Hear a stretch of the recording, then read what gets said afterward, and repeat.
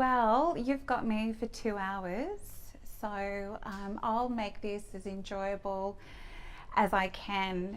This afternoon, I believe this is the third last session. Tim was informing me, the third last session. So how many sessions have you had so far? I was with you for one over at the New Space campus about 6 weeks ago. How many sessions in there? A lot. Our ninth session. And you're now in your project teams. Has every project team got underway? Yeah? Okay. And when's the project date? When's the due date? What is it? The report is due on the 11th. The 11th. Okay. So you've got, what, about 6 weeks to bring this baby home. So my intention tonight is to focus on this concept of teamwork and really give you an experience of and hopefully develop an appreciation or a deeper appreciation of the way we like to work, and then what that means when it is you come together and you have to work with people that particularly aren't like you. So everybody completed the disc profile tool, is that correct? I know I've got a bunch of reports that I won't be giving out until the end of the session. So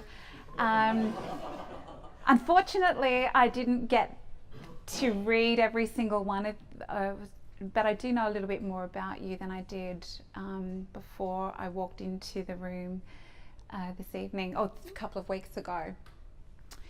So what I do want to check in with you around though is when you saw this subject called teamwork, what is it that you thought to yourself you really hope to get out? What would be a great takeaway for you tonight? Yes, Sarah Noonan. Learning your individual strengths and those of the team as well as weaknesses so you can allocate. Yeah, so learning more about your own strengths and those of your fellow project team members. And then you went on to say and how you may allocate. So is everybody sitting in their project teams? So have we got a couple missing? Yeah. Are they actually coming, or are we then? Oh, isn't she? Oh, okay. So we're expecting one more? Yeah, okay. So in your teams, have you already started to talk about things like expectations of each other? Who's buying the beer? Who's ordering the pizza? Would that be fair summation? Yeah. Yeah. So I will talk about that a little later on, because you've spent a lot of time, you've had 9 sessions, you've had an overnight stay in Sydney and looked at the amazing CBA Innovation Lab and had a great evening, I believe, on Sydney Harbour. So you've spent some decent time together, and I'm sure some of you have gotten to know some really, really well, and some of you, as you've been told, you are the largest by far of the Future Leaders groups that have gone through. So there'll be people that you may be working with now for the next 6-7 weeks that you don't know particularly well, but you're going to be spending a hell of a lot of time together. And your judging panel are 5 high caliber local business people, and they're going to be looking for, you've seen the criteria, they're looking for certain things that they'll be judging you on. And one of those is they've termed team culture. So really they're going to be surmising how you show up as a group of people and present a winning business case around the actual challenge that you've been given. And you can fake that to a degree. but there are nuances that indicate that you truly are operating as a team. And one of the things I'm going to be finishing the afternoon off is looking at a concept called the 5 dysfunctions of teams, and talking to you about when you have an absence of one of those 5 areas, it's really damn hard to achieve the nominated goal. So what we're going to start off with first is unpacking this concept called DISC. Has anyone prior to receiving the link from Merrin recently ever completed DISC before? Couple of hands, Joe, of course. So you've I'm going to be doing a lot of pointing. I know you've got name tags on. I apologise. I'll get to know you as the evening goes on. Sorry, what's your name? Amanda. So you've completed DISC before, and you've completed DISC before. So what is DISC? Didn't we do it in one of the sessions?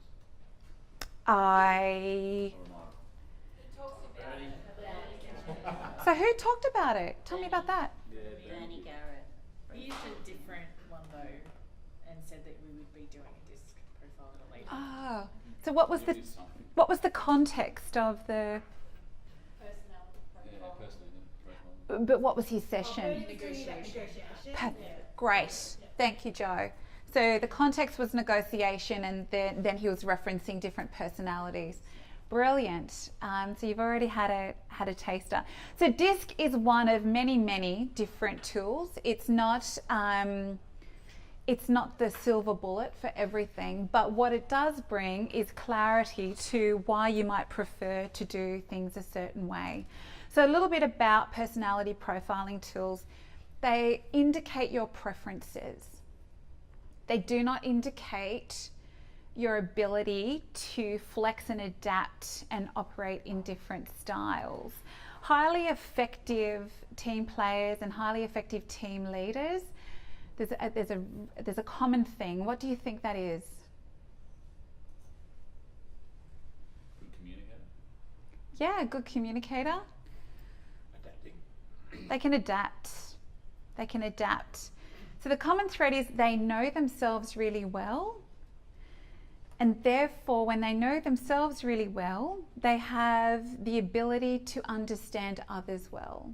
If you don't understand yourself, it makes it very difficult to pick up the cues of another and work out potentially what preferences they have. We're going to talk about that in the context of communication shortly.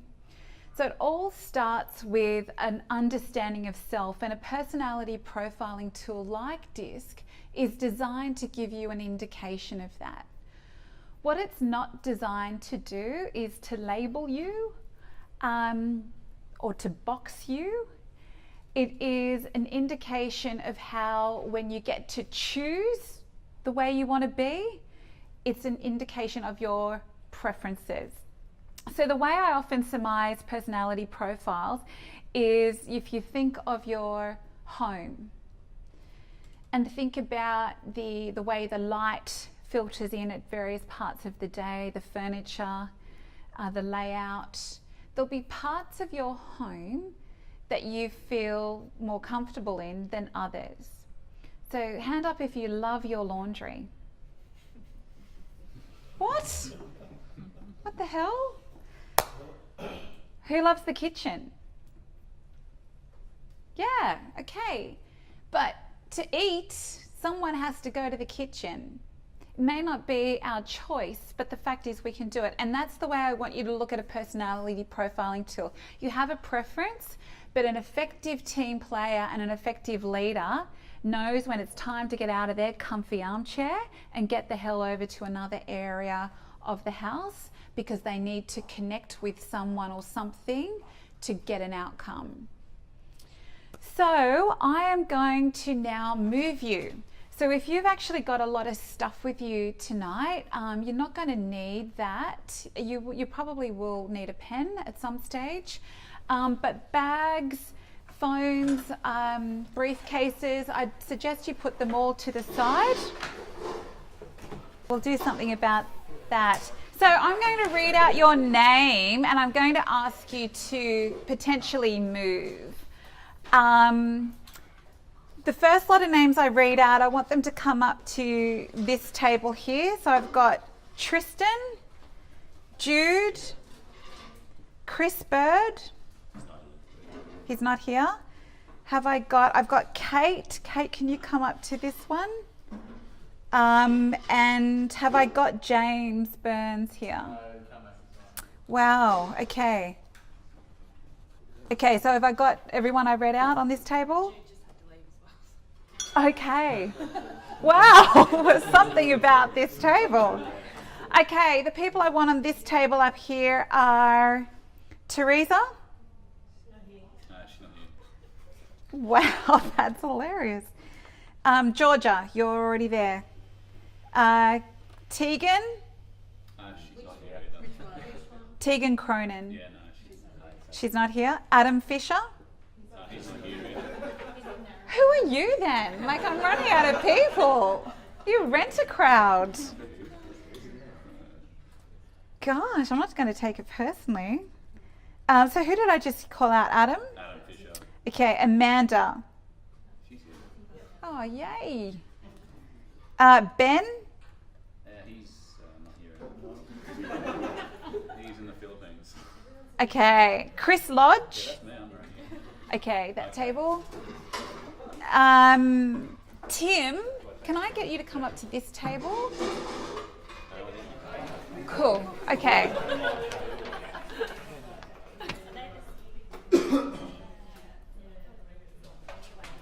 All right, so in front of you is a bag of Lego. What I want you to do is work in your table groups to use the Lego to communicate a couple of things. I want you to talk about in a group how you like to receive information. So I want you to talk about it, and I want you to use the Lego and any other resources you may feel you need to use to demonstrate how you like to receive information. And then I want you to talk about and use the Lego to construct things that frustrate you. When people are communicating with you, what is it about their communication style or something that they do that really gets under your skin?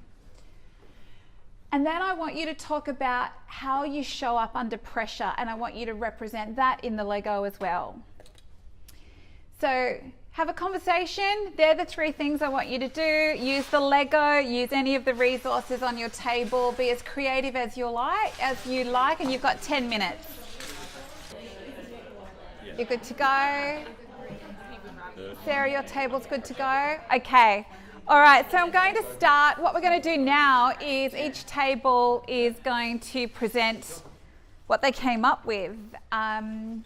Then we're going to start to unpack what this all means. So I'm going to start with the D table because DISC starts with D, so that's just logical.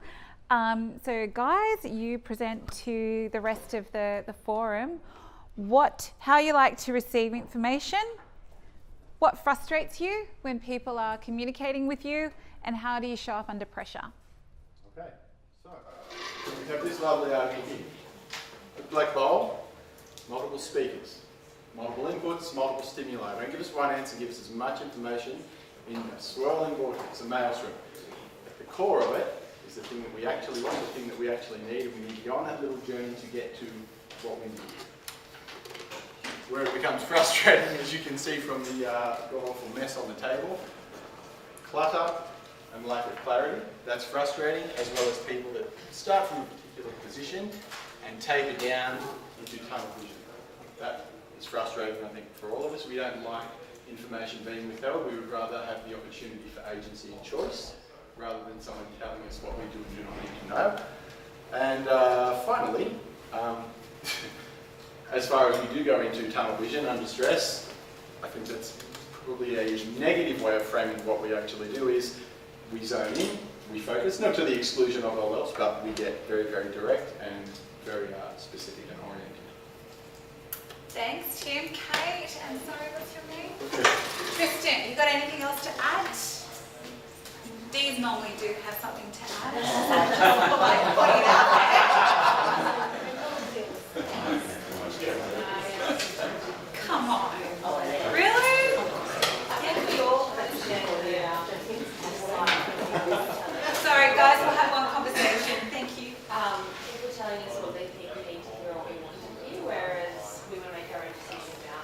you don't want to be told. No, and we want all of the information that's relevant.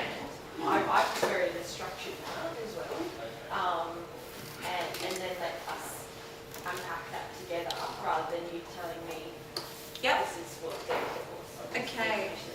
So a couple of key things there. We want options. We don't want to be told. We want control over the information, and we want, but you want some structure to that. You were really quite clear in this representation. You want to know the options, but it's got to have a purpose. Would that be fair? And you want input into understanding that purpose, and know that you haven't been blinkered in terms of what's being shared. And also under pressure, you talked about being quite direct. Yeah, when push comes to shove, you will become quite direct. Yes. Thank you. The I table. Tell us about. Am I first? Okay. So with the how do you like to receive information, we all agree that we like transparency. We like our information to be clear, so we're on the same page. So we've got the clear doors, and then we've got the people on the same level. So we get all the information. Communication is Yeah. a two-way process. Okay. What frustrates you? Frustration for us is shown in this regard, where Can everyone see that? And please feel free to get up and come and have a look as well. so it's long and a little bit chaotic. So to put that into some perspective, is when people take too long to get to the point of the issue Okay. and confuse the situation with other stuff that doesn't really matter. Okay. So a bumbled jumble of stuff. You're not quite understanding the reason around that. Is that what I'm hearing? That's I what's think we frustrating just you? like to get to the point. Like to get to the point? Okay. And how do you show up under pressure? So this is the pressure in this little box here, and you've got to rise above that pressure. This is a little man here, and he's got that little propeller that he rises above the pressure. You need to understand that there is pressure and that there's it might be a difficult situation, but you need to get past the emotional side of things of it, and then work through the issue that's there. So. But there's still some potential pitfalls that we need to be careful of. There's little holes in that. So under pressure, when it comes to communication, what changes for you? What changes for Yeah. us? I think we internalise a lot of the stress of it and just go, yep, that's fine. And on the surface, we act like we've got our shit together. A lot of the Go time. away and freak out about it. And why is that? Well, a lot of the times, especially if we're going to be leaders, the people that work, let's say for you, if you vocalise your stress and you say this is not good, we're not going to, whatever you may think that, you need to, how you act is how people will react to that. So if you say, oh, we're not going to do it, we're screwed, sorry, they're going to think the same thing. Whereas you say, no, we can do this, we can work through this, how do we do it? People are going to react to that and try to work through the problem. Energy and mindsets transferable. Yeah. Transferable to who? To where? To the people that the Thank team you. that you're working with, so Thank whether you. the people are working for you. So people are important to you. That's why you put on a calm, yeah. So you like to receive information in a certain way, but you'll choose how you show up because the relationships are important to you. Cool, thank you. S's. Can I ask, am I allowed to Yes, ask? Are we all S's? oh Is that gosh, yes, I meant to say, Yeah, are we all please ask S's? questions. Ask me questions, and you're all S's. Joe, yes. what? James is so cool being there.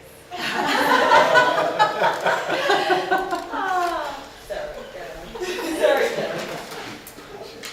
Yeah, you'll get your reports at the end of the session, and lots of you are actually multiples. So I'll explain that a little later. why you're placed on the tables you are placed on is because it's your primary preference. Yeah. Now, for Kate and Tim, the D is actually your secondary. But I needed you to play the D because I didn't have anyone else. Well, I had one, and I think they're away. So, to show and demonstrate, that's why you're on that table. But your actually first preference is mine. But you'll see all that information in your report. Yes, Joe. Okay. So the S's, what did you get? How do you like to receive information? For the first one, we like things ordered. Audit? You know, I suppose transparent as well, but yeah, we like things to be like structured. Yes. Then for the second one, frustrates us. So this was our little standing at a blocked door.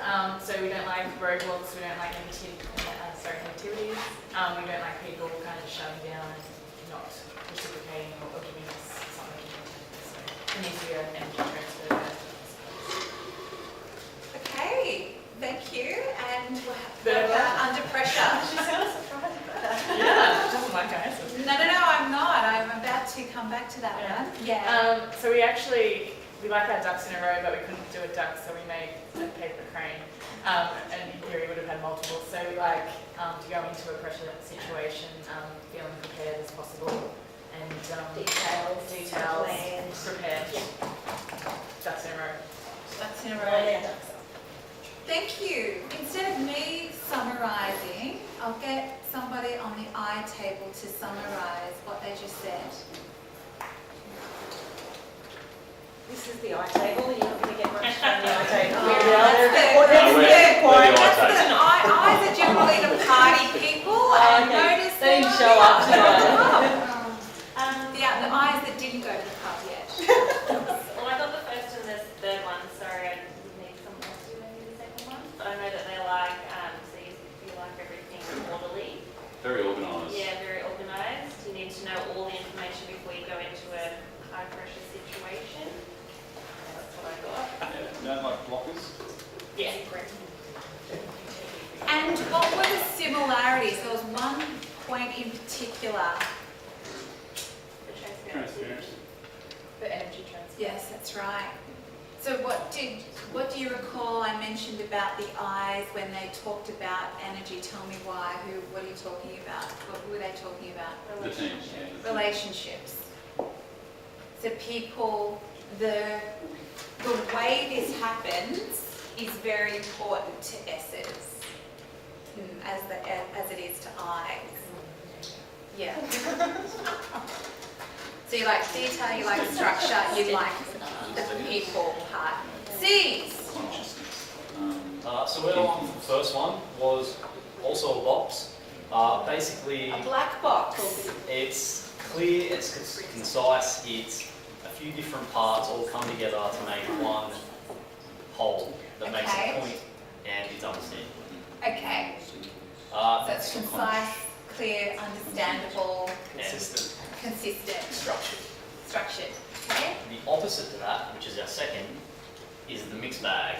It all, I guess, comes together to form one thing, but there is a whole bunch of different kind of crap in there that you could have 5 different people listen to that and pull out 15 different things.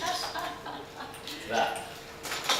So that's basically it. You just don't want it to be a big mess of Okay. crap.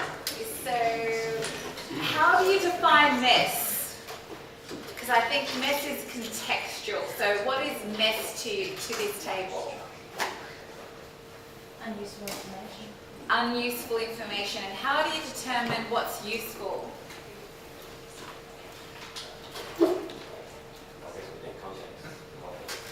Okay.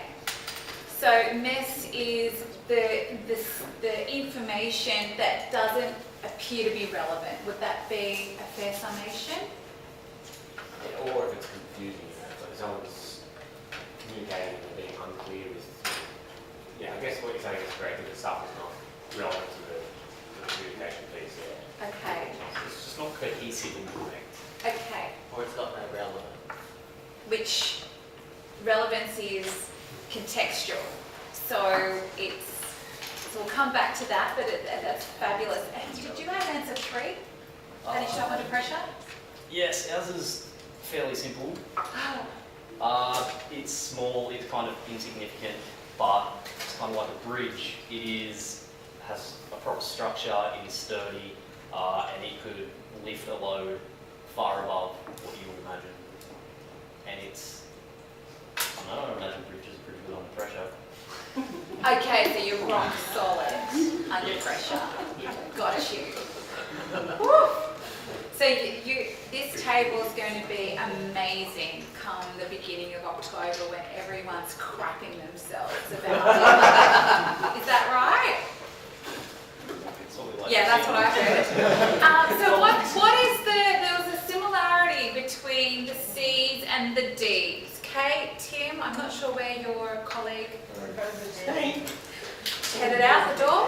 What was the similarity? The detail, the lack of detail, yeah, relevance. The lack of relevance. What was the difference between the D and the C?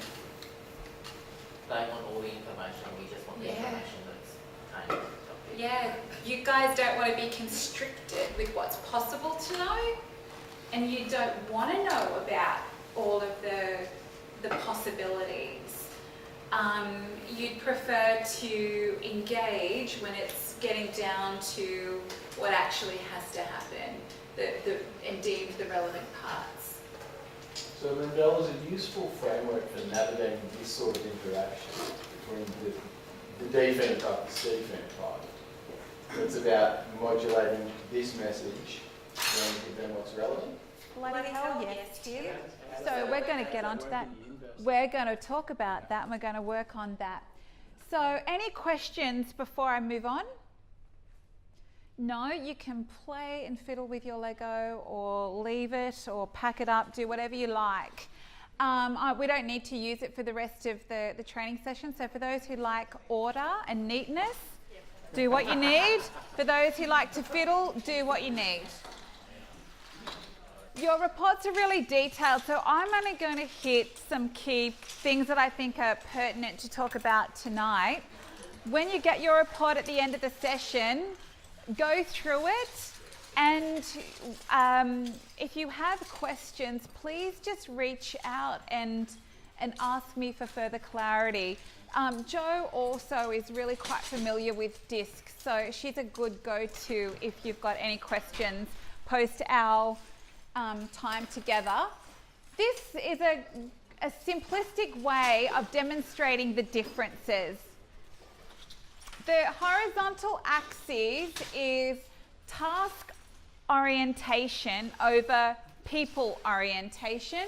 Your vertical axis is the way you show up in terms of, I'll label it extroversion, introversion. That's normally the way that people describe people, but outgoing or more reserved. So D's, they are all about outcomes. They like control, that's not on there, but I'll go into a bit more detail in a minute. They're often quite direct, and they're generally quite competitive because it is about getting to an end point. If there is no goal set by somebody else, they'll create one because that's just the way they motivate themselves. They have to know what success looks like because it's all about getting an outcome. If I think about a D in my team, D's generally, it's not top of mind to ask, how was your day? Is your child better? Did they win their debating competition? You were sick last week, are you all good?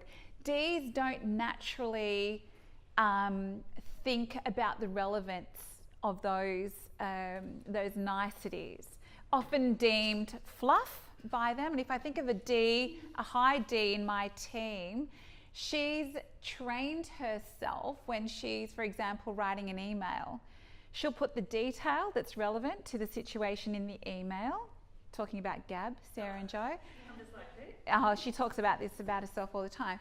She'll do that, and then she'll go back and she'll check and insert a welcoming line because she knows that that's important. It's not important to her. Doesn't make an ounce of difference when she's receiving an email if she gets that or not, but it is important to a proportion of the population. So that's a little bit about the D's. I'll flick over to your C's. The main difference between you both is that C's tend to be more reserved. D's are normally the first ones out of the block with an opinion. The D's are normally more internalized with their thinking, often slower to get on board with things because they've got to think through the process and what it actually means. But when they get it, you talked about the bridge under pressure, absolutely rock solid in terms of focus to get to the outcome. Again, they tend to focus on the task, so they'll be beavering away at their desk, and it's a secondary thought often for them, particularly if your C is high, to worry about the world around you, the people around you, and connect with them on a personal level. So again, it's often a learned skill to insert the relationship elements into your relationship. So think about this in both work context and home. Now, this is the thing, when you get your reports, you're going to get 2 scores. You're going to get your natural, which is how you show up generally in your home life, in your family life, and your adapted style, which is your work environment. Now, some of you are exactly the same in both, and some of you are quite different. And one is not right or wrong.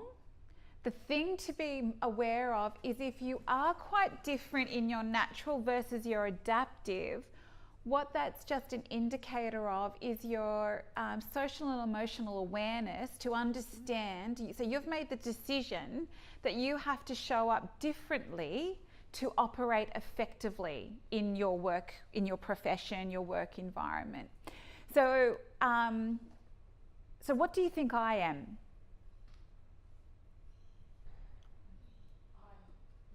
Why?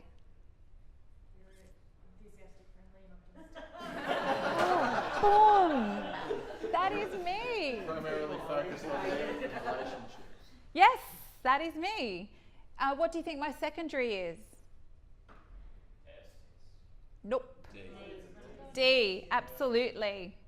So in my first real job after KFC at uni profession, I was a D first because I thought I had to just bloody survive there.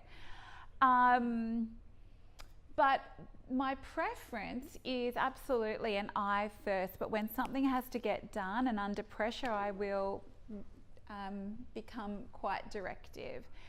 To operate as a C or a S is extraordinarily draining for me, but it is something that you have to do. So I'll give you a specific example. If I need to read a legal document, a contract of sorts, I take myself to the red chair of productivity in our office, because it's like I know if I go there, that's my zone of focus on detail. So it's developing this awareness around how you can construct your world to work effectively. If I could hang out there all the time, happy as, no energy required, because that's just who I am. But the world doesn't accommodate Lindell Fogarty the way she would like to be accommodated. So I know to get stuff done, I have to jump into these other areas from time to time. So it's very situational. So that's our D's and a little bit about our D's and our C's. And on the other hand, our I's and our S's put people before task. So you heard them talk about energy. You heard Sarah mention like the duck, calm, pedaling madly. D's often wouldn't even think about that. It would be just boom, express, because there's a task to do. Whereas the I's and the S's are all about the person, the interpersonal relationships first. So the way that's done and framed is super important to them. So for them not to receive an email or a text message with an emoticon, an appropriate emoticon, could be a big deal. And this is, one's not better than the other. One style is not better than the other. The idea is that you understand the strengths and the limitations of either, and you just start to make conscious choices around the way that you show up in different situations. Every style, when it's overplayed, has its Achilles heel. So I believe, so think about the people in your team and look around the room and tell me what you notice. There's a mixture of each. There's a mixture of each. Why? Why would they do that? Because That's optimised. You need a bit of everything in the team. Why? Why? To get it done. You have different strengths. Exactly. It's just different strengths. Yeah. And if I had you all day, I would do some activities to show you how hilarious it is if you have the same style working on the same thing. Really funny. But we don't have that time. There is absolute strength when you allow people the time to play to their strengths. But that's where, as a team, creating and having that conversation around expectations, sharing your results, and then overlaying that with the roles that you play in your teams, is where you can get great outcomes. So just quickly touching on the strengths. So the dominant strengths are very much self-directed and often termed the natural born leaders, because they usually are out the front taking charge and are willing to also take not only the limelight, but also if things don't go well. Always looking for better ways to solve complex problems, accepting and supporting of those on their team who demonstrate a quality effort. So D's appreciate people knowing their stuff or demonstrating that you've really had a good crack at doing something. What they don't like is laziness, half-heartedness.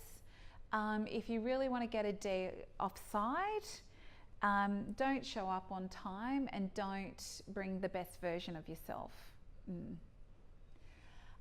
Generally high achievers, they take pride in being ready for anything.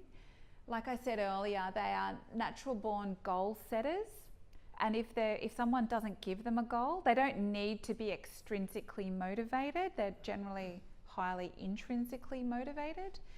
So if nobody gives them a goal, they'll set themselves one. Does that resonate? At work. At work? Yeah. Oh, in life. All the time. In life? Yeah, absolutely. Okay. They gain respect of others by solving tasks as well as delegating, and they're always willing to help, can be successful working independently or with others. The I's. They're known to be the mover and shaker. They can handle objections, questions and pressure with confidence. They're self-starters and an active agent in everything you do. able to react and adapt quickly to change. So the I's are, you know, the people. If you think about your workplaces, the I's are generally the ones that is most easiest to identify, because they're often the ones that are the connectors. So the people that organise social events, have the social chit chat, what's going on The Bachelor, you know, that kind of really important stuff. Natural born salespeople, so they're able to sell ice to Eskimos, really. Able to delegate responsibility to others in an enthusiastic and personable way. It's really sometimes difficult to refuse an I. Strong sense of urgency to get things done expediently, so that they like to move fast. They like to have fun, but they also like to move fast. Does that resonate up the back pretty much? I've got plenty of I's at Perform HR. I's and S's. The S's, they maintain a high degree of accuracy. They provide valuable input on projects by considering pitfalls. They're especially careful that there are no loose ends. So quality, detail. You held up a thing that demonstrated structure, orderliness. Strong guardian of quality control. So S's shine in roles that require planning, strong process adherence, detail. They may be sought after because of their complete knowledge of processes and procedures, but as a team player, super inclusive. They're like a little netting. They just bring it together.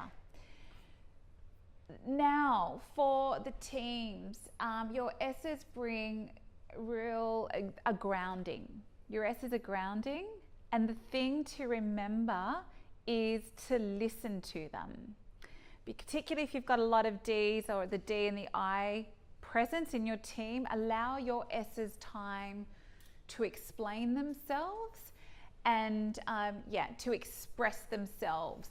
And this is the thing, particularly for the I's and the D's, in your project phase, until you get to a point where you agree on what it is you're focusing on, because I'm assuming right now you're in the ideas space. Would that be correct? Yeah.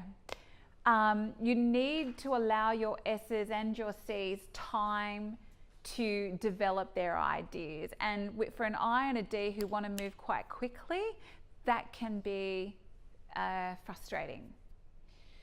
So just something to think about when you are getting together next as a team. Your C's are all about remaining objective even in emotional situations. So they're the white bridge. I'm going to call you guys the white bridge now.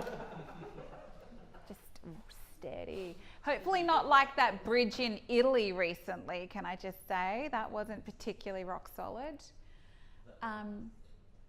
Pardon? That wasn't you. That wasn't you. So high standards, if given the opportunity, will meet and maintain high standards. Bring a unique combination of accuracy and intuition. You don't make decisions on anything other than factual data. You like to see it. What was that? Boring. No. Technically skilled, highly proficient in your area of speciality. C's are often the technical experts. So if you think it like accounting practices,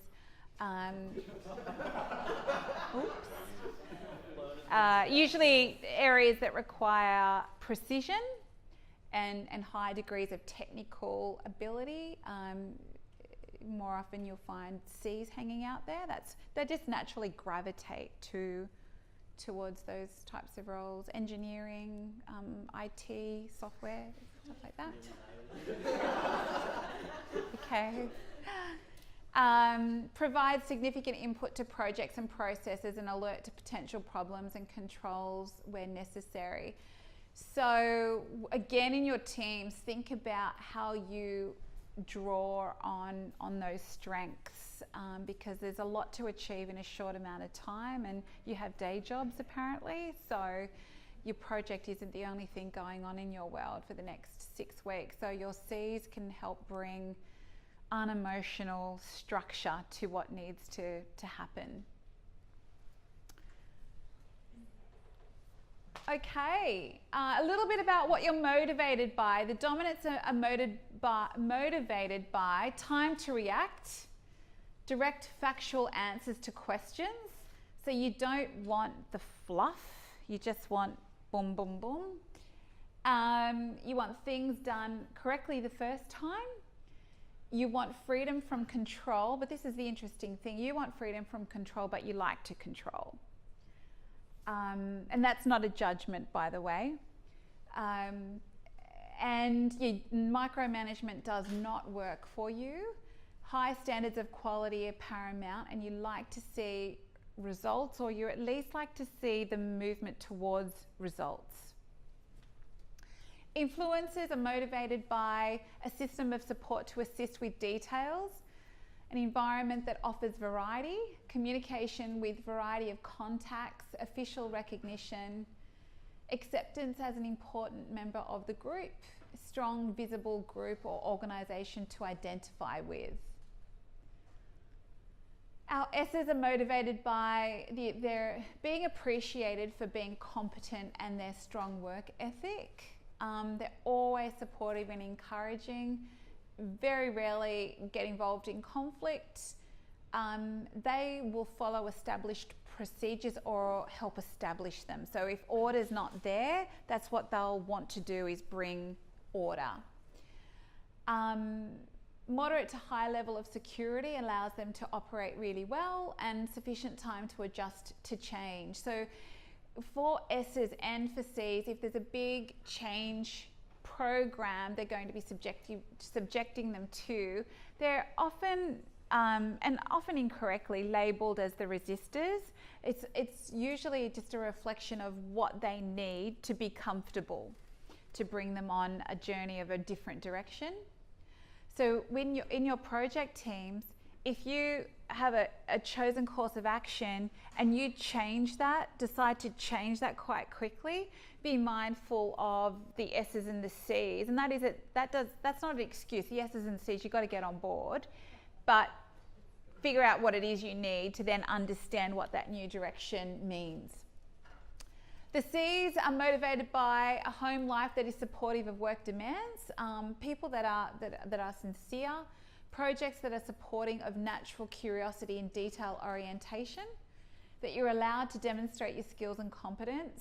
You like traditions, knowledge that products and services are of the highest quality, and complete explanations of processes. Any questions about that? Yes, Georgia? Lindell, I know you previously said that with the two scores that you get, the natural and adaptive, yes, if they're quite different, what exactly does that mean? Does that mean the person is just trying to be more effective, or maybe they're not that confident in themselves? What is the first? Yeah, okay. So it's so I've put you into your adaptive, so how you want to show up in your work environment. And many of you are consistent in both, but some of you are quite different. Where there is a difference, it just means that you believe, no one's necessarily asked you to, but you've observed and made the judgment that I have to be different to be effective in this role, this work environment, this culture, whatever it is. And what I was saying, when you get it, you'll actually get in your report, you'll get a version of this, but much more detailed. So there'll be concentric circles, and you'll be plotted, your adaptive and your natural style. You'll have an A and an N, and you'll be plotted. The further out your mark is, means it's a really strong preference for you. the closer to the center means that you find it quite easy to jump and skip across the different ones. And this is the really interesting thing. I've not seen this before to this degree, is there's a high proportion of you showing up in the inner sanctum, which means you've actually got 3 styles that you associate yourself with. And when I saw that, I actually had a mild freak out because I thought, how is this actually going to play out? And I must say, doing that exercise didn't bring out the extremes that I normally see. But that's actually just because there's not many of you that are extreme on the concentric circles. Yeah, fascinating. So there's a lot of you that are actually showing up as, there's 3 of the 4 preferences that you associate yourself with. So I'm just giving you an elevator length version of a lot of information. Those reports are well structured and should be fairly self-explanatory. But questions like that, Georgia, if you don't get the answers as to why you're showing up differently, and I can't remember whether you are one that's showing up differently, please just give me a call or send me an email. I'll make sure that my details are available. Any other questions? Does being any one of those make a better leader? Nope. I couldn't imagine you want a strong eye in a CEO of Quarry Bank or something like You wouldn't want a strong eye in the CEO of Perform HR, would you? What a crazy ass idea that would be. You're not a strong eye though. No, one is not better than the other. No, so it makes you can. Good leaders will. You could be any one of those, like any Yes. of the people in this room could be anywhere in there. And, Yes. You said it before, it's about adapting. It's about adapting, and it's about being smart around who you surround yourself with. So it would not be smart for me to surround myself with people exactly like me. That would be just a disaster. It'd be fun, but it would be a disaster. You need, as painful as it is at times, you need the differences to balance the energy. There's a guy that I used to work with who is a C by his natural preference, yet if you met him, and he's actually a really talented facilitator, if you met him, you would not pick him as a C, because he's learnt to be an I in his work environment to be effective in his role. But that's really energetically taxing for Andrew, but he knows that about himself. So the way he spends his time outside of work allows him to rebalance. So for those that have got a really strong difference in your styles, in your adaptive and natural, it isn't an issue. It's just knowing that you need to top up your energy outside your workplace in whatever ways work for you, so that you can sustain the persona, let's put it that way, the character. And that's not about being inauthentic either. So don't hear that as being inauthentic. It's just you read that, like, for me to get on with you and to get our job done, I've got to tweak the way I speak with you, because we're not getting each other. So obviously this all comes down to personalities as well. So would a strong I struggle to get along with a strong D in, like, the not work life but outside of work? Not necessarily. No. Like I'm a fairly strong I, but if there is a really dominant person or people, you normally just find an order. But then that comes down to other things, interests, Yeah. I didn't do a rudeness indicator with this. But Is there a prevalence for this to occur naturally in a workplace just through your usual hierarchy? In terms of the your D's almost styles. always are guaranteed to push, fight, scratch their way to for the top. sure. The eyes will hold hands and be friends, and then everyone else will sort of... The eyes are I singing won't say get Kumbaya. manipulated, but will be utilised more effectively given their more academic nature. Yeah, absolutely. But that then comes down to culture and what's rewarded and what's not. So let's think about a high sales culture environment. What out of the 4 do you think shows up most there? Yeah, well, D's. If it's a real dog-eat-dog sales culture, live and die by my last house I sold. I'm thinking of an organisation in particular. Oh, I think I'm thinking the same. Very much. Now, whether or not they're adaptive or natural, I don't hang out with them after work, so I don't know. But that's rewarded, Tim. So that's what they're going to attract and promote. S's and C's in that environment are not rewarded. But think about an engineering firm. And it would be and should be very different because they need that precision and that focus and that project management capability and just that structure and orderliness. I mean, you couldn't have really good real estate agents being aeronautical engineers. I mean, good Lord, that's just interesting to think about. So different styles are attracted to different job families, but then overlay that with culture.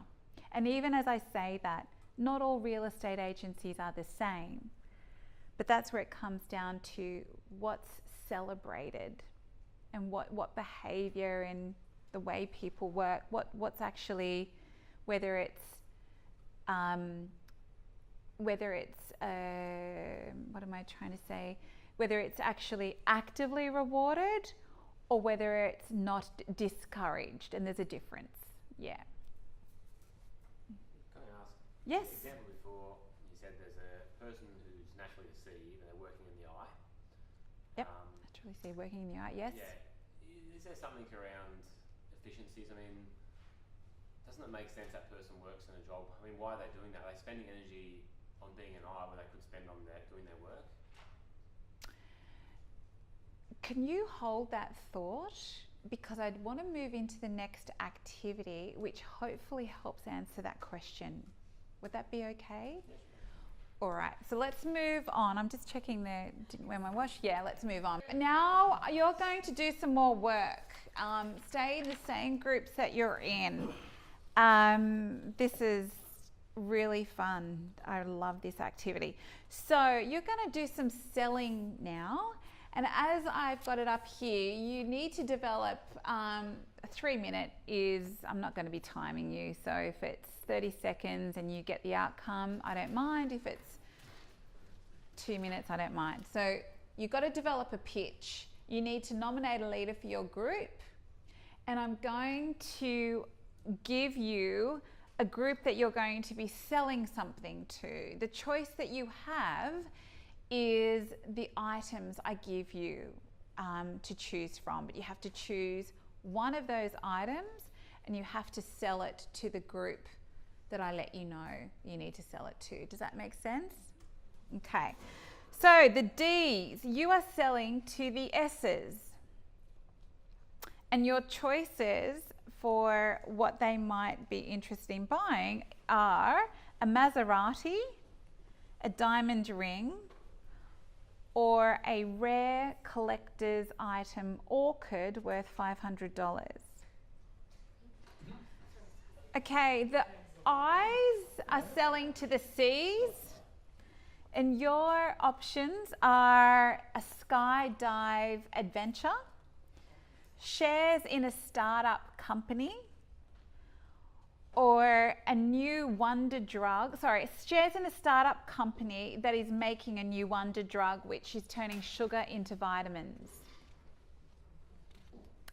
The S's, you're selling back to the D's, and your options are a jar of peanut butter, a ream of A4 paper, or a computer mouse. And the C's, you're selling to the I's, and your choices are a silent yoga retreat, a mindfulness app, or a guinea pig. Yoga, a silent yoga. No. Yep, you've only got two. You've only got two options. Yes. Living, a rare collector's. Yeah. Yeah, did everyone get their choices? You got your three choices? You got your three, okay.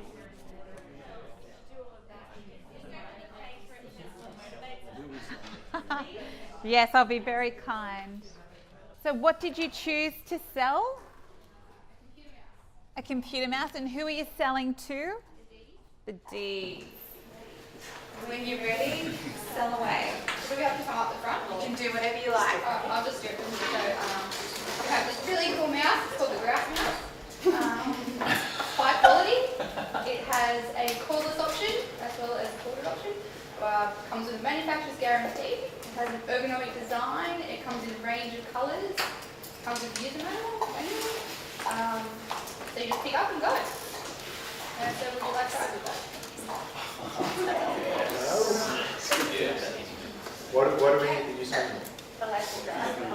So, yeah, what questions have you got? Okay. You need the user manual because you'll never need it, and it has to refill the package.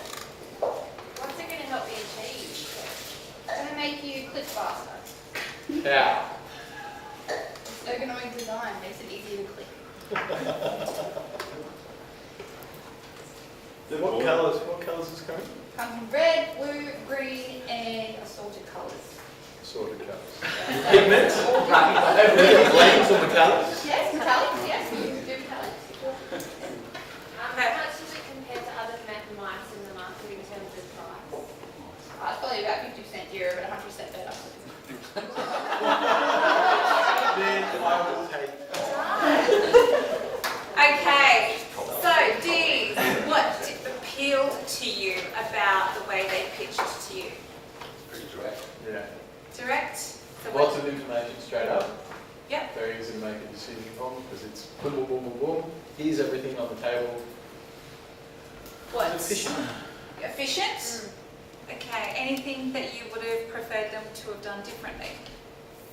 Stand up and do a bit more of a song and dance. The worst public speaker in the group. That's the I need to come over. Yeah. So the S's, talk about your strategy. What did you take into consideration? That they wanted all the facts. They wanted all the facts, and they also wanted control.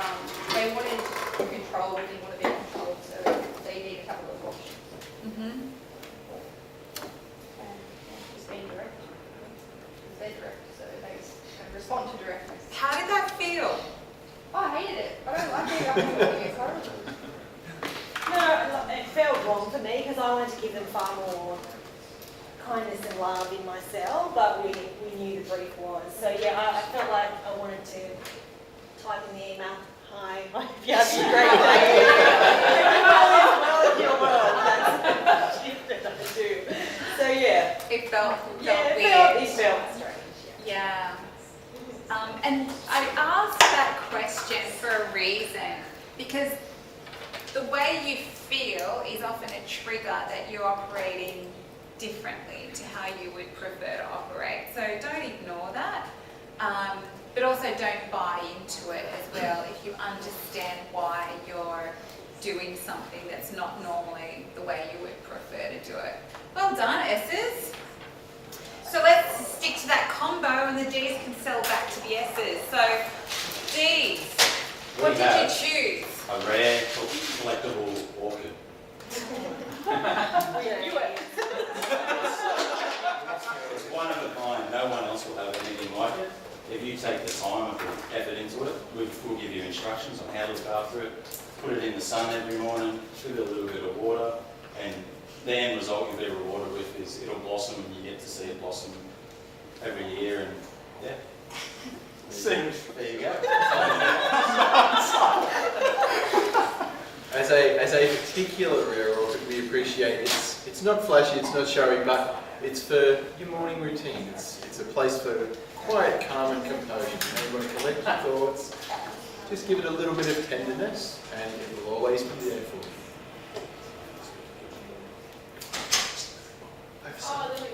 And so we appreciate that you like to have a harmonious home and work environment as well. So it's something that will add, when you're sitting at your desk or at your coffee table, you can look at it and think, gee, that's something I've devoted some time and attention to, and how good is it that I can look at that and have that concrete example there of the hard work I've put into it.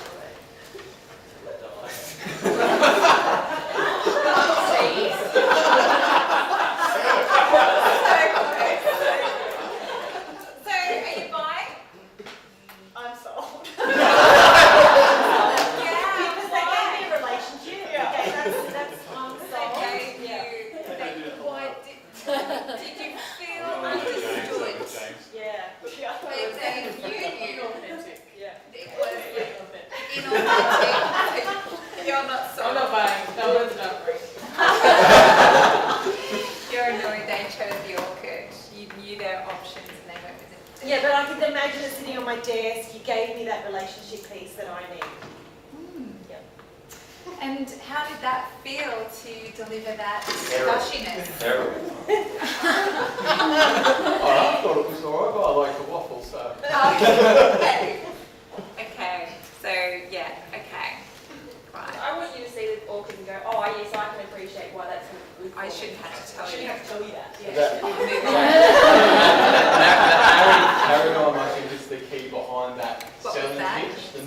So the concept of the narrative paradigm, effectively, you don't win people over with logic, with rational. You tell them a story. Yeah, absolutely. And the So S's and I's Do you want the story. No. Yeah. But I mean, Joe hit the nail on the head. That I could see myself there. That's It's- right. yeah. It's painted a picture. I can feel it. I can smell it. I can. Yeah, I can relate to it. Yes. Yes. Woo. Okay, eyes. You're selling to our C's down the front, and your options were a skydive or shares in the new Wonder Drug startup. What did you choose? Okay, we chose the skydive adventure. Whew. Okay, guys, you already given me this. Okay, C's, have you ever felt like you want adrenaline pumping through your veins, but you've been too scared to take that step? Well, today, not even the sky is your limit. We have for you a skydive adventure of a lifetime that is 100% risk-free, guaranteed, no incidents, hours of testing, regular maintenance, equipment regularly is checked above the ISO standards. Company is ISO 9001 certified. Do it by yourself or with a friend. It is tested and approved by the RAF. Raving reviews both on our website, social media. You can check that all out yourself. We have the proof right there. It is not impacted by the weather. You're worried about it, some rushing wind's going to put your parachute over there. Don't worry about that. That's not going to happen. You've booked something in, it's not going to rain. Don't worry about that. Push your comfort zone in a safe environment. Choose any location in the world because we have you skydiving above a trampoline wearing virtual reality glasses. It's safe. Well done. C's. They're not solved. Overplayed and condescending. If I'm honest. So do I need to be more apply this now because it is safe and you will enjoy it. And there's testing. So what did you take from that apart from overplayed and condescending? Let's go to the facts and the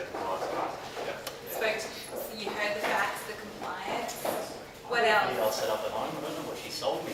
But I know. You're in the trampoline. You're like, it's got the air, but you're wearing virtual reality. So you think you're skydiving, but you're not. Turn the fan on. I'm on the second story. What did you want but didn't get? I think it was too much about that. Too much about the fact. It was too far in that direction. Too far in that direction. That's interesting. I'd almost say in some respects sort of very tangent, like selling it, alright, this is skydiving. Oh no, it's not actually skydiving, it's just an indoor tube. So in some respects it's sort of like misleading. Yeah. Okay, yeah. Okay. So it's almost like there's just too much fluff and unorganised, and you've sort of taken a long path to get back to the answer. Not flyer with dot points would have been alright. Fire with dot points. The S's would have. The S's are bought. They're bought 5. What about you guys? Anything that you didn't guess that you wanted? No, I agree that it was fluffy. And if you're trying to sell something to a C, you're trying to get those points that are motivated, and that I actually wanted the other. So you guys aren't thinking of the long game where we were, because you needed to now sell back to us. Very factual and tearing us down. And we're just How would you say, because, I don't know, we felt like we were like, yeah. How would you say, like, They're high-fives themselves. be more direct, like, what would you, like, Honestly, I'd flip it around. So instead of having the thing at the end where it's like, oh, it's actually skydiving with a tube with VR headset, bring it to the front. yeah. Tell us that it's not, you're not actually jumping out of a plane or jumping off a building. You're actually doing it there, and that's why it's safe. Yeah, tell me the facts first. That makes sense, yeah. You're right. But you've also made the assumption that we don't want to go skydiving. we would be right. I've been skydiving. Did you like it?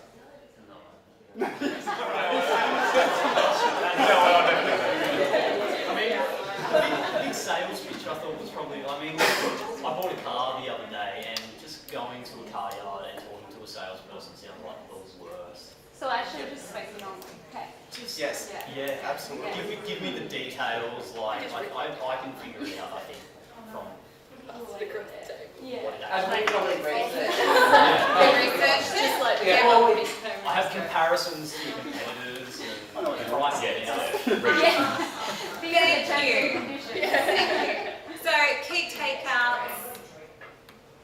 Straight up, give me the what is it straight up, the detail, and I just need it in a pamphlet with the dot points or directed to a We know website. infographic. That could be a Yeah.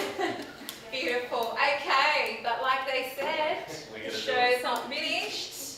The C's are now selling to the I's, and what did you choose? Or letting us They'll set see. it up. Eyes, mate. Ooh. What is happening? You guys bogged down with life? Is it just work getting in the way? Well, I've got the next big thing in self-understanding, the mindfulness app. Scientifically proven to increase focus by 64%. George Clooney has it installed on all 7 of his phones. The mindfulness app. All your friends are doing it, why not you? Peer pressure, that's right. Motion and manipulation. Looking around. Oh, I think that deserves a clap.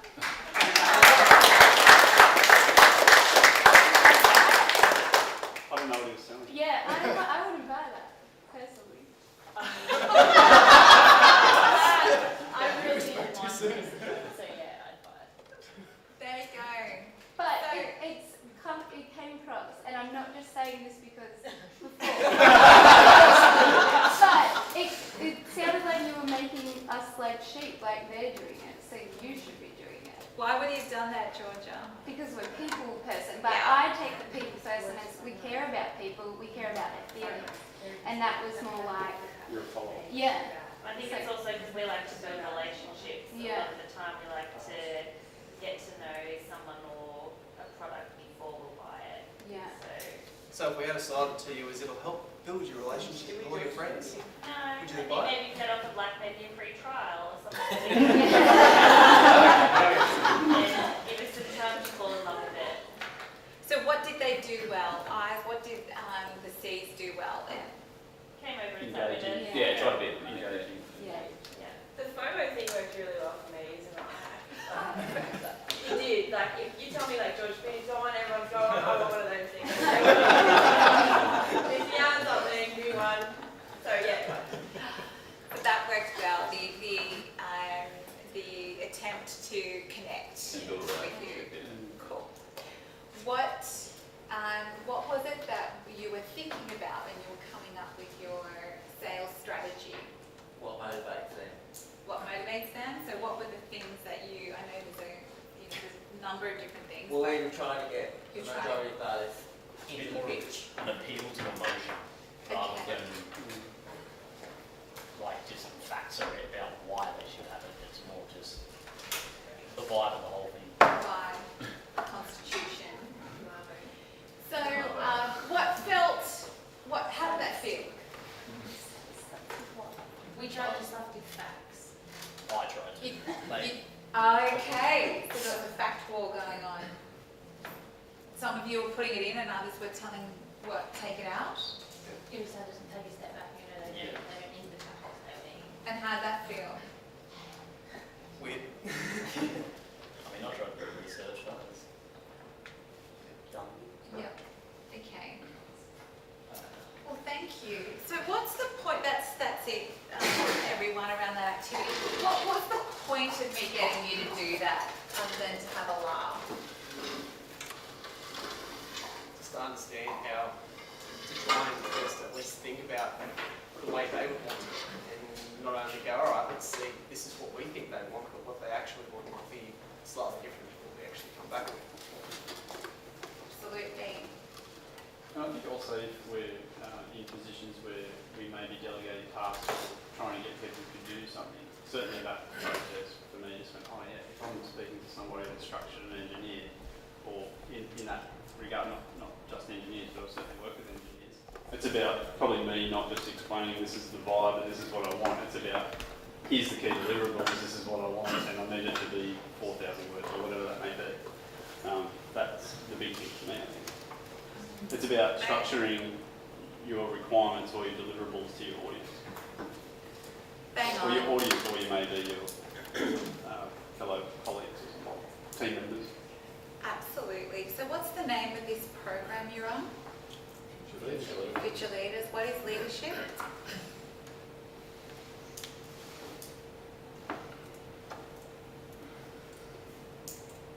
Having followers, we should know that. That's usually pretty helpful. Absolutely. It's about leading people at its core. So whilst it's really good to know yourself, when it comes to leading people, the usefulness of that is to know your home base and to know where you need to flex to, and to know how to re-energize when you need to flex a lot, okay? And then nobody cares about you anymore. So that activity was done to highlight the fact that it has got nothing to do with what you want when you are connecting with another. The only thing that it's got to do with you is that you get your outcome. But the way you get your outcome is about taking what's important for the people that you need to work towards that outcome, giving them what they need in the way they want it, so they can work best. So as you develop your leadership awareness and abilities, you become important to you, but nobody else around what it is that you need. And that's actually a real a shift of the dial that some people make and some people don't make. But DISC is simply a tool to help create understanding that people like to be spoken to and receive information in certain ways, and they like to give it and in certain ways. And if we could all operate how we really love to operate, that would be wonderful, but that's not life. You don't get to choose. You didn't get to choose who's in your team, and you don't get to choose all the time who you work with. But you're employed to get on with the people you work with to deliver an outcome for your organisation. Would that be fair? Yeah. Within the realms of all of the, their values, your employer's values and expectations of behaviour.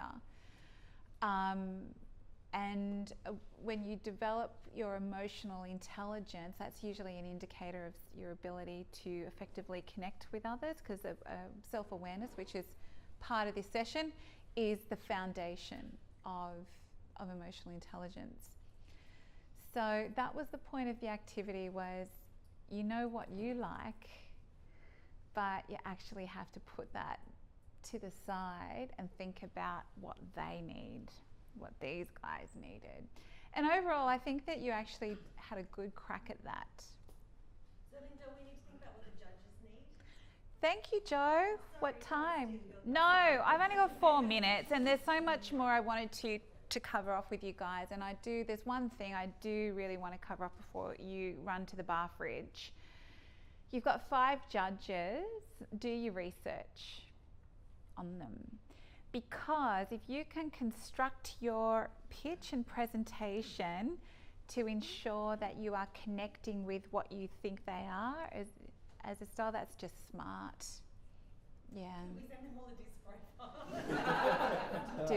Do what you need to do, Joe, I say. Do what you need to do to get the outcome. Can I ask a question? Yes. Is there ever a downside of disc profiling people? Like, in one sense, in this exercise, we all pigeonholed people and got it wrong to a degree. What if we'd done the same exercise and not known who was selling to? Like, we knew it was that group, but we didn't know their profile. Would it have been different? Would it have been more successful? Because I think we made an assumption about them that was wrong. What was the assumption? Yeah. So what assumption did you make? I mean, we looked at the list and said, oh, the people person, we tried to appeal to that, but then, and likewise they did to us, they tried to talk to just facts and kind of focused on that. I'm just wondering how it would have looked if we didn't know.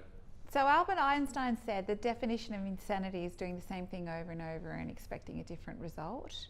So the cue here, Tim, is it? Yeah. The cue here is to go, well, that didn't work.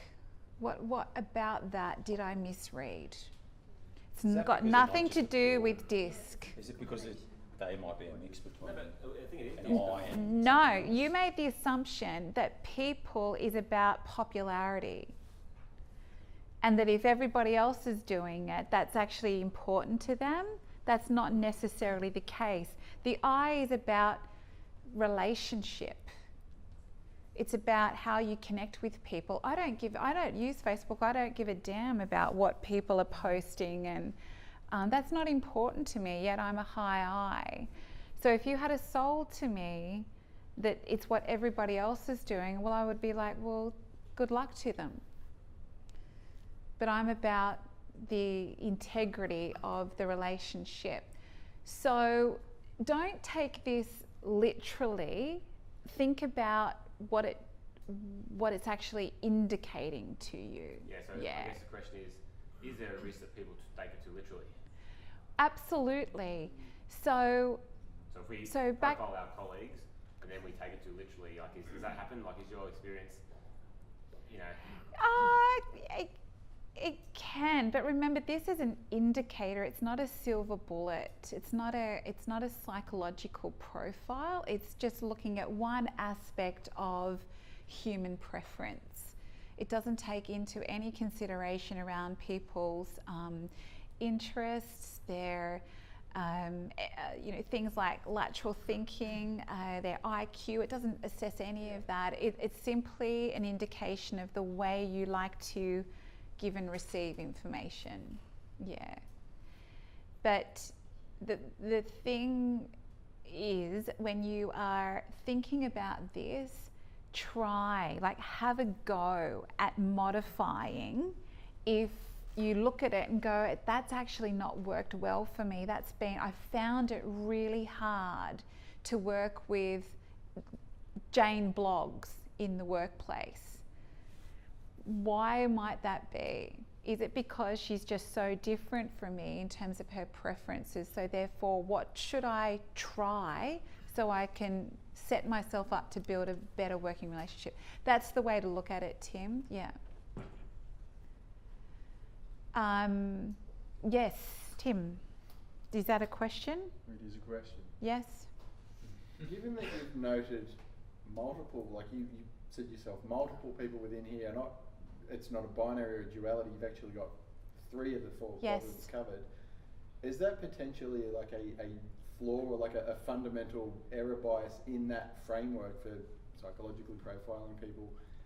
If you think of, you go to your astrology guide, your horoscope, and tall, dark, stranger, whatever it is, and that kind of applied to probably all of them.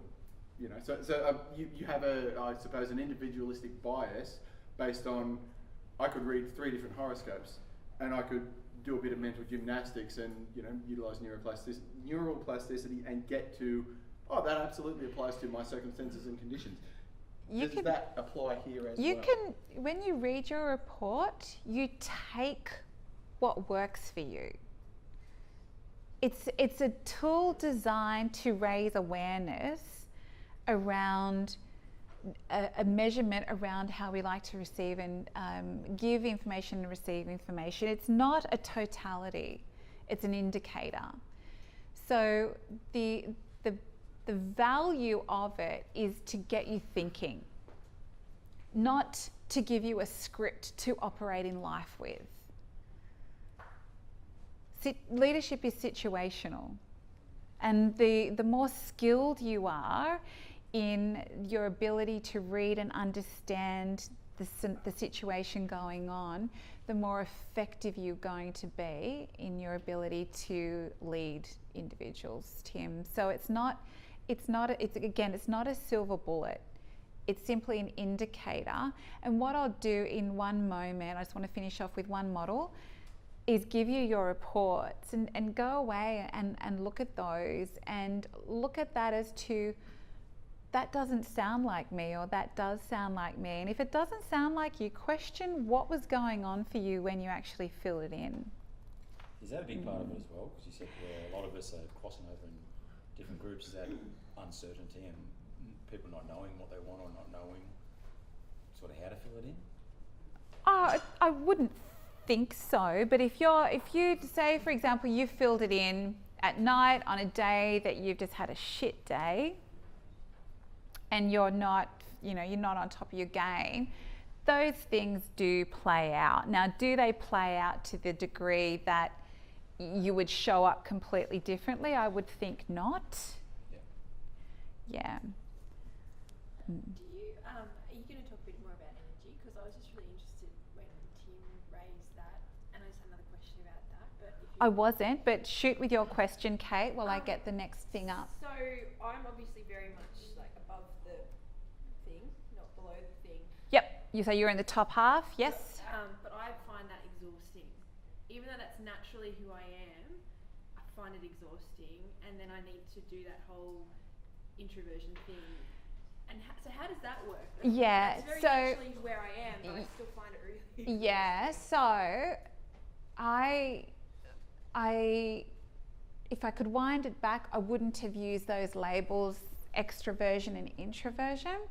Myers-Briggs measures introversion and extroversion, which is not about how social you are, it's about where you get your energy from.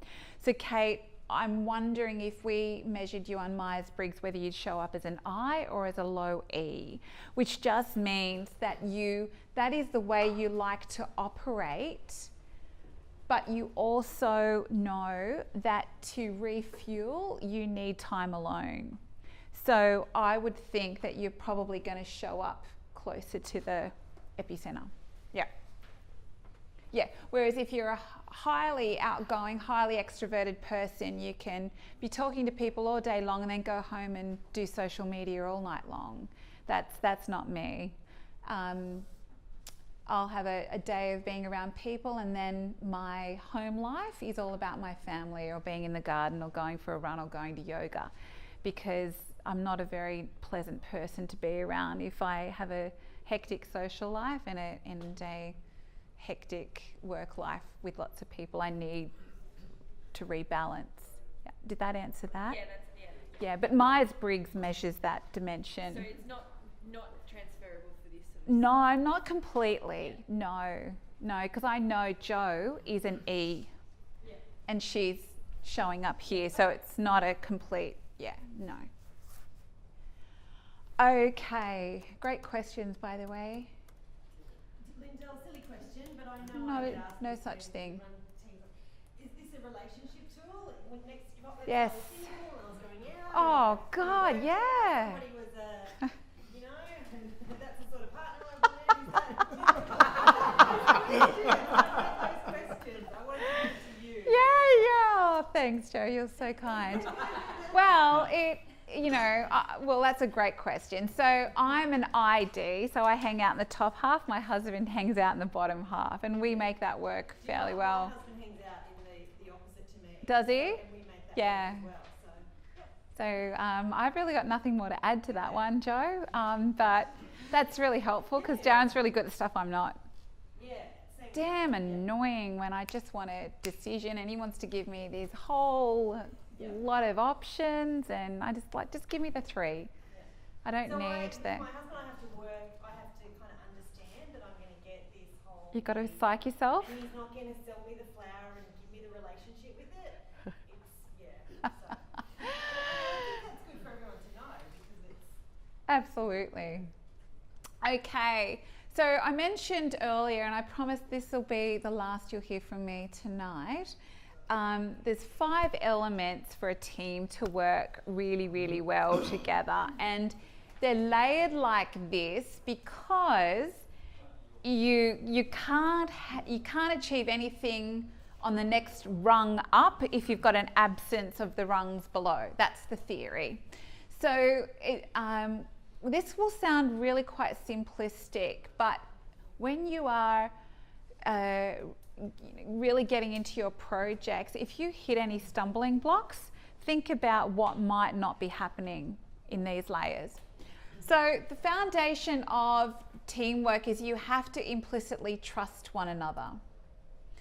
And that means that you can be vulnerable. So that might look like you going, I actually don't understand that, or I disagree with that, or I'm not happy with that. It's showing some level, just maneuver yourself in the room if you need to. I can make these slides available for anyone who wants them. You need to be able to be yourself.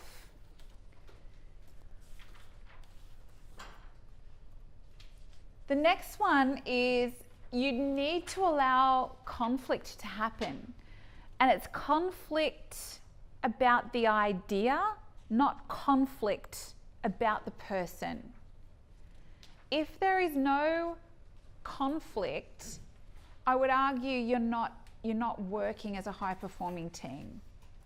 Because the magic happens when you can have the debate and be challenged to be thinking about things that you haven't even thought about, but that can trigger ideas and get to the thing that you end up rolling with. So conflict is an important part of a high-performing team. But conflict are on the idea, not the individual. So as it says, ideas-based conflict. The next thing is committing to decisions.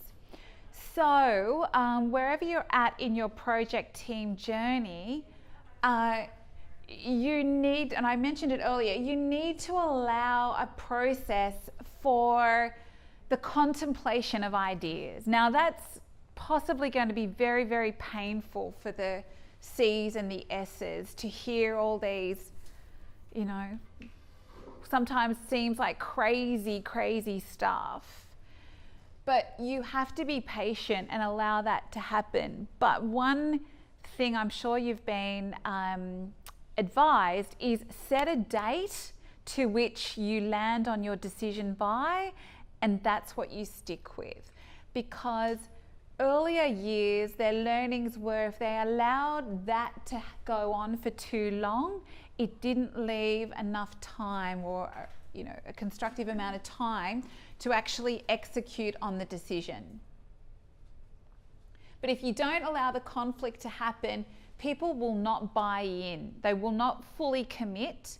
And that means you may not get your way around the idea that you had, but at some point you need to let it go and remember that you're working with 5 or 6 other people, and you've got to go with the idea that the majority decide on and commit to that and commit to... The best way is to check in with the group, even if they're missing. If Oh. at the moment, we need to check in. Set some expectations, Joe, around how you guys are going to communicate. You can use different tools. We used, Ian up the back was in my group, we used WhatsApp, just keeping people up to date.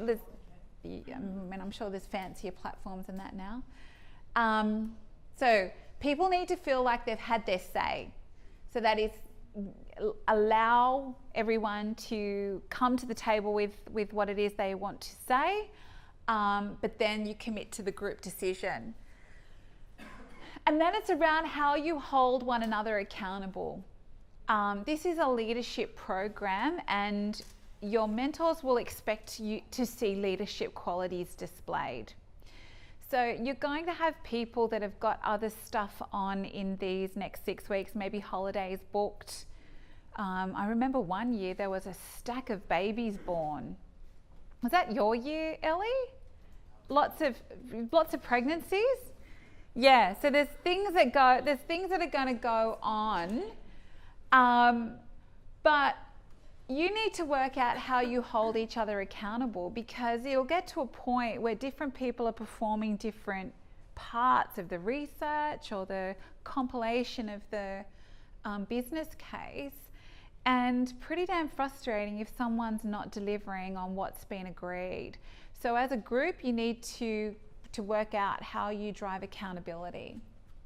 So Lindell, you said did I miss something? You said the mentors are assessing us? The mentors aren't, but the mentors will expect to see leadership displayed. Yeah, the judges will be the ones that will be assessing you. Yeah. And yeah, the accountability is that this is not a free ride, and it does start with me. And even if I don't agree to the idea, I've committed to it, so I can't use the fact that it wasn't my idea as an excuse not to get my stuff done. And then the final piece is, what is the goal? Like, be really clear. Yes, you have a date, but be really clear on what success looks like for your team. Have that conversation really early, and know what the goal is that you're shooting for. Because if you don't have that conversation, people will assume that you're all shooting for the same thing, and then as the pressure applies, you'll see the different assumptions play out. So the more everybody can vocalize, get expectations of how you want to work. So not just the logistics of when you catch up, but how you want to work as a group, how you keep people informed that aren't there, what are the expectations about being in the meetings, however you meet, how you drive accountability. So ultimately you're setting yourself up to achieve the goal. And the final point around this is consensus is the death of teams.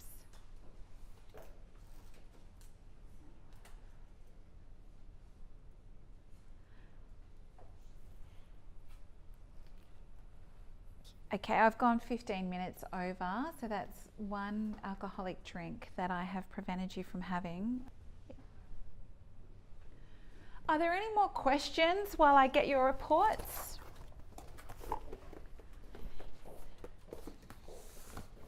No, everyone's ready to get on with their Thursday evening. I bet. I need a hand to get these out. Anyone who knows everyone's names can. It's been a pleasure, everybody.